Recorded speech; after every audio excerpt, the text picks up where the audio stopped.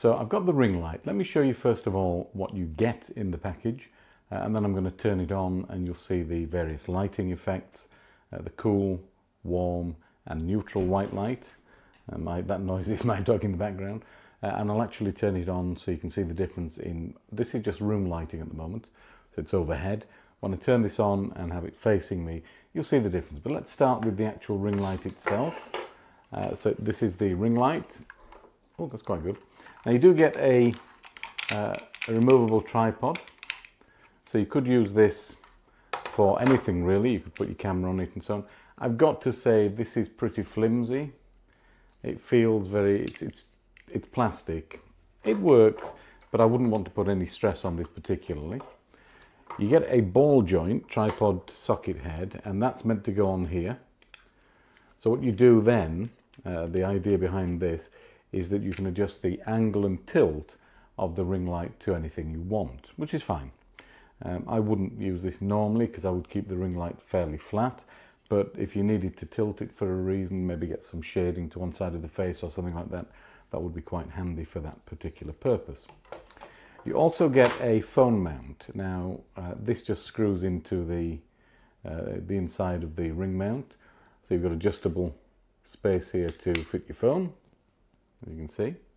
And this the arm is very solid, and it does take a little bit of moving around, but of course it's flexible, so you can position this anywhere you like and so on. And that just actually fits in the center like this, so that you can film yourself. I wouldn't use that normally because I don't use a phone to do filming. The switch here, on off, brightness levels, and also the color temperature. Now this is USB powered, so you can plug it into a USB adapter, a computer, or as I'm going to do here, a power bank, which makes it totally portable. So let's now switch and actually show you the lighting effect when we turn this on. So I've got that set up just here. So it's folded arm's length, which is, I don't know, 18 inches. It's pointed to one side. So that means I should get some shading here, but more light on this side of my face. I'll go through the various settings. Let me turn it on first of all. Wow, that's bright. I'm on manual settings here on the camera. Let me dial that down because that's too bright.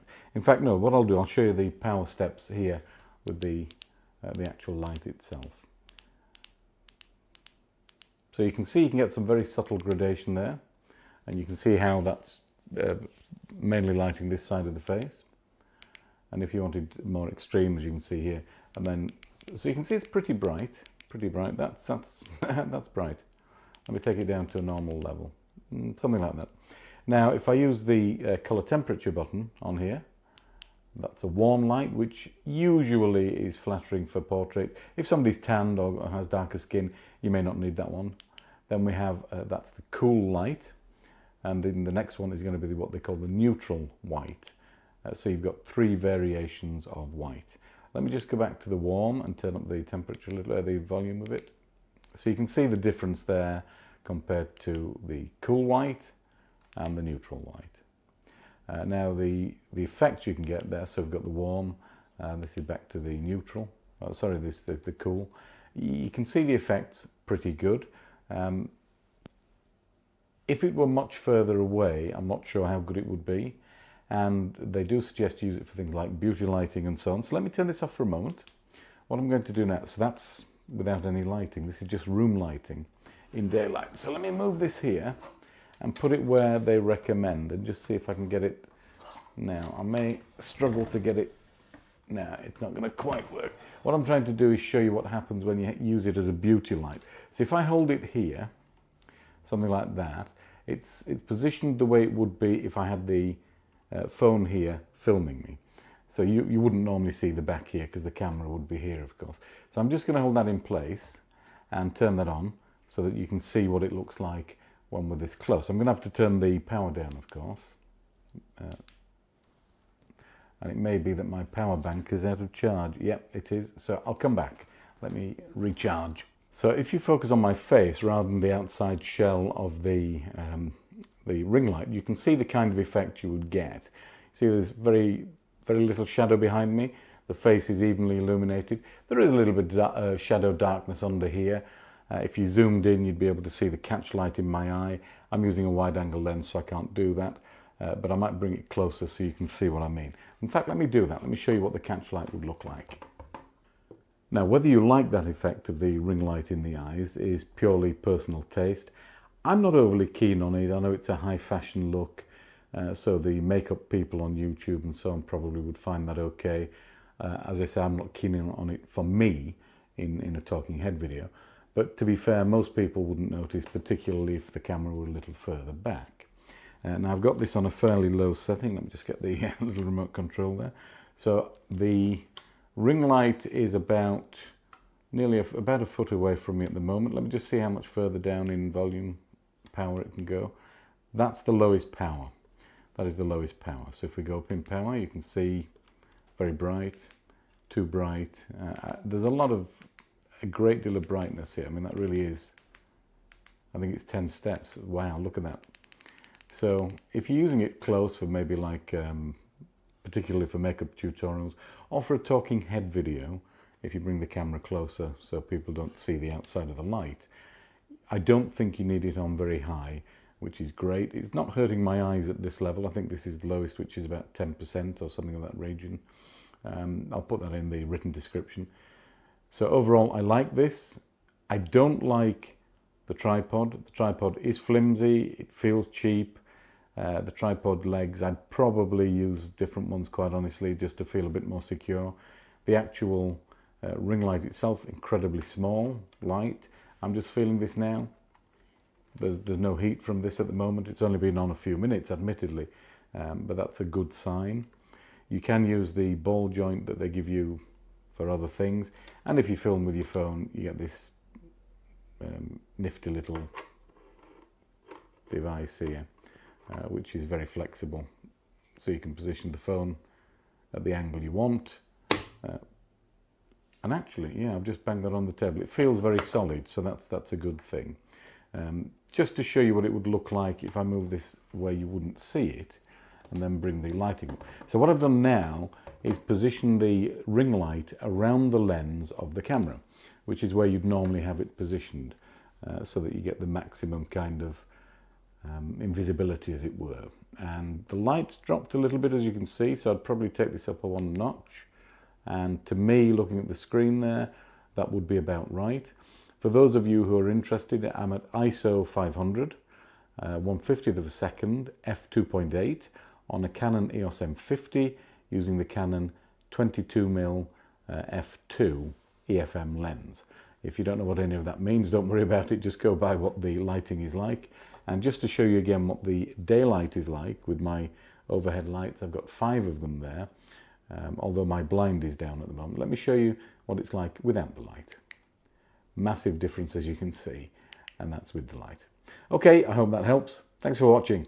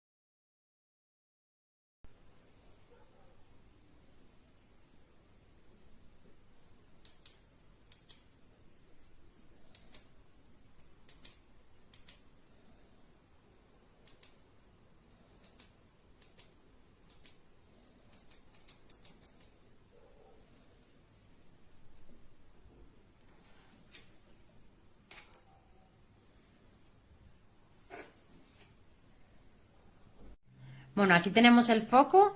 A mí me parece una pasada. La iluminación que tiene es brutal. Además con diferentes intensidades y diferentes colores. Y la verdad es que la calidad de imagen cambia muchísimo. Es súper cómodo de colocar en cualquier sitio. Y la verdad que lo recomiendo 100%. Mirad.